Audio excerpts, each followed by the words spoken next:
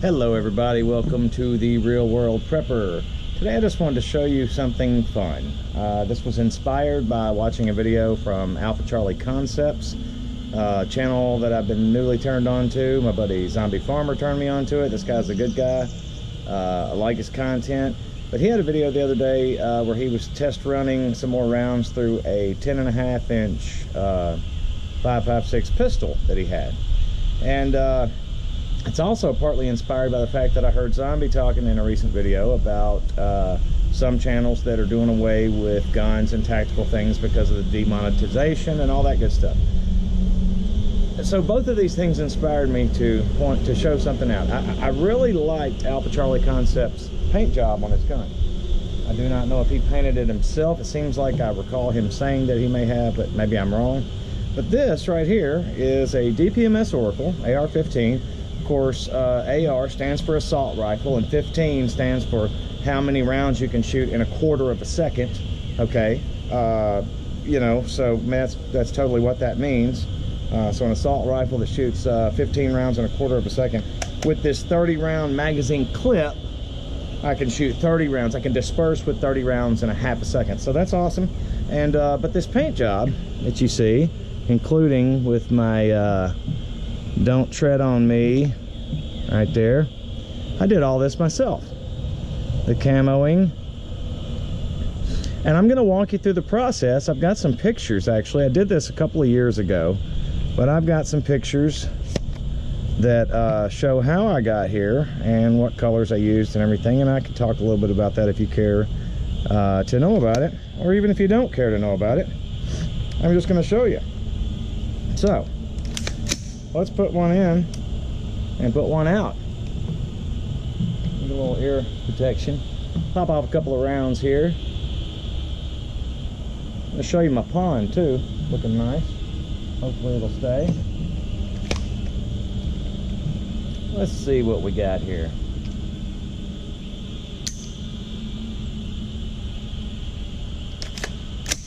Whoops.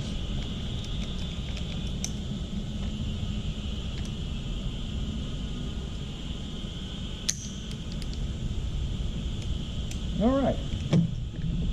Let's see what's going on.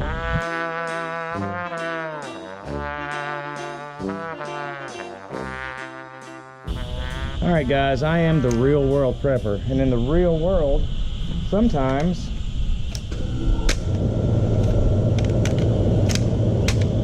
you don't get the magazine all the way fed.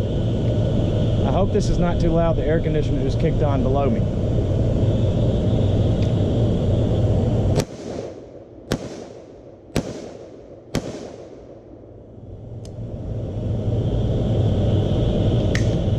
That's probably enough. People are coming home from work. Again, I do live in a rural area, but I do have some neighbors. Don't want to freak them out. I'm fairly new here.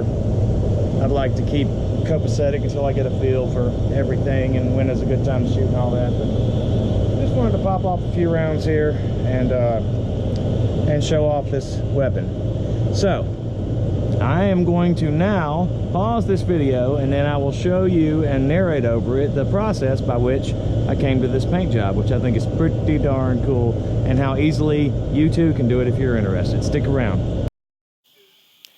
Okay, so what you're looking at here is the basic rifle taped up with blue painter's tape, and painted originally. The first coat was desert tan. This is all Krylon camo paint colors in a matte finish from Walmart. You see a little olive drab, and there's forest green as well. Did it outside. You know, wasn't a big deal. You see a couple of buckets and 2x4s there, and you can see just striping some of it initially, just kind of random, haphazard. Didn't really know what I was doing. This is a finished product. These are the pictures I had from when I did this a couple of years ago. So I don't have the full in progress, but I can tell you what I used, and there will be right here. Especially proud of this. I have changed this scope, by the way, but I had painted this scope. This was a cheap one, or sight rather. and I've changed it out since then. It's black. You saw it in the video earlier, but you see the netting looking parts there? That is actually from a bag that carries tangerines or oranges that you buy at the grocery store, those orange net bags. I use that right there. There's a good example, like that snake skin kind of look. That is from one of those bags. You just stretch it across there, kind of, you know, splash your paint on, different colors. Some of the other patterns that were used were from I don't know exactly what species it's called, but a very flat-leafed, thick, dark green evergreen tree that we have a few of around the place that I work. And there will be some other close-up shots. You may be able to see a little bit of that. So I used basically those two items, about 3 pieces of this evergreen, about a 5x5 section of this netting from tangerines or oranges, and I think I used a couple of leaves from oaks to do some general spraying. And of course, again, I've changed some of the features of this rifle since I've done this, but there it is, even all out to the barrel on the flash suppressor, the whole thing, in fact. And coming up here in a second, you're going to see, look at that. Personally, I was thrilled with how it came out. I just taped the thing off and went to town, and it came out great. The other ones I've done since then, they even got better. You know, extended the shoulder stock all the way out so you get the full tube there, and I just tried to pay attention to detail. Now this right here is a stencil that I got offline. I printed it off. I carved it out with an X-Acto knife to the negative and put it on the side. You're going to see that here in just a minute. There's a little flashlight and a clamp that I went ahead and painted as well. Taped off the ends, as you can see. You know, I just kind of flew by the seat of my pants, really. I've never done this, and I'd done a little YouTubing as to how you might do it, really, and that's where I picked it. It was just easy. It was nothing to it. And, of course, you're not going to hurt the rifle. There it is in its semi-finished state. You'll see the stencil pop up here on the side. There it is, on the side of the magazine carrier there. Look at that. Don't tread on me. Got the snake. I think it came out well. I actually put that same, without the don't tread on me, but just with the snake symbol on several of my magazines, all of them that I had at the time. There's your finished product. That was just to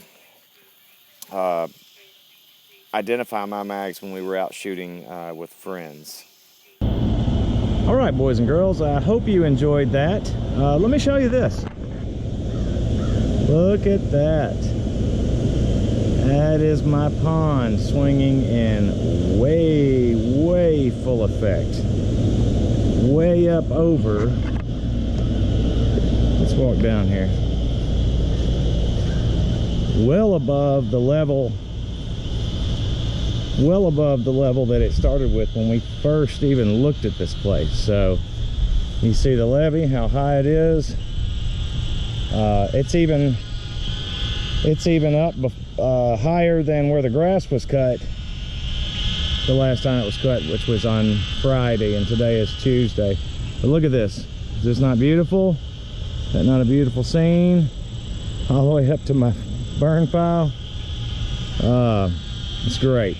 This, I expect, will recede a good bit, just out of natural progression. Hell, it may not. I don't know. I put that bentonite down. I would love for this to be the new normal. You know, we can definitely work around this and make it work. So we'll see. I'm very thrilled. You guys saw, if you watched just the other day, how piss poor this thing looked, and looking pretty fine right now. Well, listen, I hope you guys enjoyed the little tour of how I painted that rifle. It was a very easy process. It was fun. I've actually painted a couple others since then for other people. A good friend of mine saw one and wanted it done, wanted me to do it like that, so I did it very similarly, a little different with the patterns and whatnot, but basically the same concept. And then a coworker also had seen some pictures that I showed, the same ones that I showed you, and did one for him. It was pretty cool. I've enjoyed it, and I may do another one. I don't know. So easy to do, no big deal. Hope you enjoyed this video. Catch you next time on The Real World Prepper. Thank you guys. Bye.